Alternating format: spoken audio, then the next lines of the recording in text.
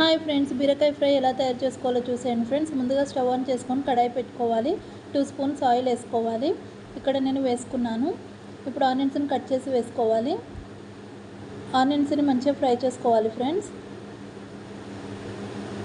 ఇవి కొంచెం ఫ్రై అయిపోయిన తర్వాతకి కొద్దిగా కరివేపాకు వేసుకోవాలి. వేసుకొని ఒకసారి కలిపేసుకోవాలి. ఇప్పుడు కొద్దిగా అల్లం వెల్లుల్లి పేస్ట్ వేసుకోవాలి. కొంచెం పసుపును వేసుకోవాలి. వేసుకొని మంచిగా ఫ్రై చేసుకోవాలి ఫ్రెండ్స్. చూడండి, ఇవి ఇక్కడ ఫ్రై అయిపోయాయి. ఇప్పుడు బీరకాయ ముక్కల్ని వేసుకోవాలి.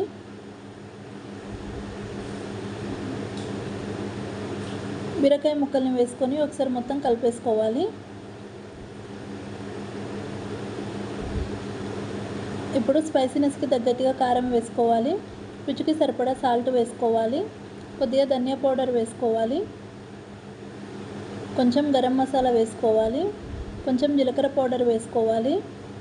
1 స్పూన్ పల్లీ పౌడర్ వేసుకోవాలి.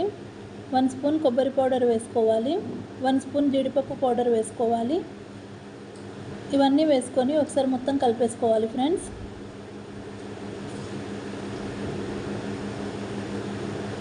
చూడండి, ఇలా ఒకసారి మొత్తం కలిపేసుకోవాలి. ఇప్పుడు మూత పెట్టుకొని మగ్గించుకోవాలి ఫ్రెండ్స్.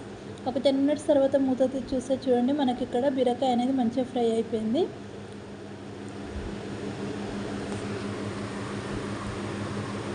మళ్ళీ ఒక 5 మినిట్స్ పాటు మగ్గించుకుందాం ఫ్రెండ్స్. చూడండి, ఇక్కడ బీరకాయ అనేది మంచిగా ఉడికిపోయింది.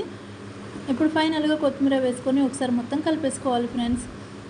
అంతేనండి. ఇప్పుడు స్టవ్ ఆఫ్ చేసేసుకుందాం. సర్వింగ్ బౌల్లోకి తీసేసుకుందాం. ఎంతో టేస్టీగా ఉండే బీరకాయ ఫ్రై రెడీ. నచ్చితే like, share and subscribe to my channel friends. By by.